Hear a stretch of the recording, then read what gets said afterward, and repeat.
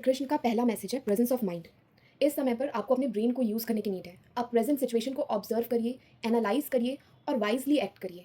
हर समय एग्रेसिव होने की नीड नहीं होती, हर समय जल्दी एक्शन नहीं लेना होता। कई बार आपको पॉज़ लेना होता है और फिर सोच समझ के एक्शन लेना होता है। अपने माइंड को खुला रखिए। सेकंड मैसेज निकल के आ रहा है, बी ओपन। हो सकता है इस समय पर आप किसी डिफ़िकल्ट सिचुएशन से गो थ्रू कर रहे हो या आने वाले समय पर कोई डिफ़िकल्ट सिचुएशन से गो थ्रू करने वाले हो। तो आपको बताया जा रहा है कि ऐसे मोमेंट पर आपको ओपन रहने की नीड है। आपको रिसीविंग मोड में रहना है ताकि ब्लेसिंग्स आपकी लाइफ में आ सके, ताकि जो प्रोटेक्शन श्री कृष्ण आपको देना चाह रहे हैं वो आप तक पहुँच सके। आपको हेल्प मिलेगी और बहुत अनएक्सपेक्टेड जगह से और तरीके से मिलेगी। आप खुद भी शॉक हो जाएँगे। तीसरा मैसेज निकल के आ रहा है बिलीव का। आपको ये समझाया जा रहा है कि भगवान पर भरोसा रखिए। जो भी प्लान्स भगवान जी के हैं आपको लेकर, उनको होने दीजिए। ये कहीं न कहीं आपके लिए अच्छा ही करेंगे। आपकी जो डिफ़िकल्ट सिचुएशन चल रही है, जो भी आपके पेन्स हैं, उससे आपको फ्री किया जाएगा। Just have faith on him. अपने कर्म करते जाइए। ये नहीं कि डिफ़िकल्ट सिचुएशन चल रही है तो उदास होकर बैठ गए, no. Shri Krishna is all about doing Karma.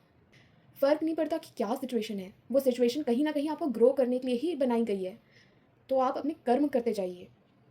Next message निकल के आ रहा है, मेक द राइट चॉइस। इस समय पर आपको बोला जा रहा है कि हम्बल रहिए, काम रहिए, अपने सिचुएशन को ऑब्जर्व करिए और उसके अकॉर्डिंगली एक्ट करिए।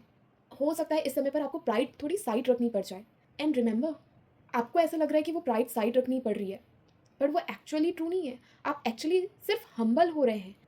नेक्स्ट मैसेज श्री कृष्ण जो देना चाह रहे हैं वो है डेथ का। आपको ये समझाया जा रहा है कि हर सिचुएशन, चाहे वो पेनफुल हो, चाहे वो अच्छी हो, है ना? वो हमारे लिए अच्छे से प्लान करके, सोच कर लिखा गया है। श्री कृष्ण ने जो माया रचा है, वो आपको ही ग्रो करने में मदद करेगा, वो आपके लिए ही बेटर करेगा। और आपको ये बताया जा रहा है कि ये जो भी डिफ़िकल्ट सिचुएशन चल रही है, इसका अब एंड होने का टाइम आ गया है।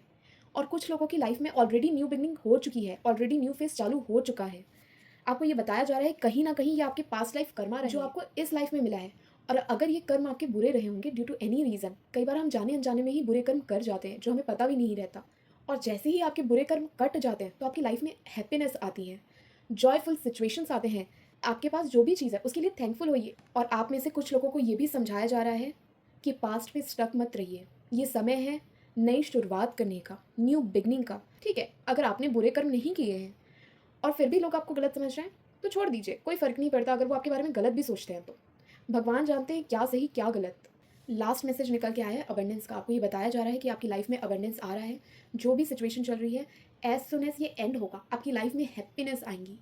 ये अबंडेंस मनी के फॉर्म में हो सकता है, लव के फॉर्म में हो सकता है, हैप्पीनेस के फॉर्म में हो सकता है। हो सकता है आप किसी 2 चीज़ों के बीच में कन्फ्यूज़ हों और आपको इसका सॉल्यूशन मिले और आपकी लाइफ़ में एक न्यू चैप्टर शुरू हो, वो कहीं न कहीं आपको हैप्पीनेस देगा। तो ये अबंडेंस कैसा भी हो सकता है डिपेंडिंग ऑन योर सिचुएशन।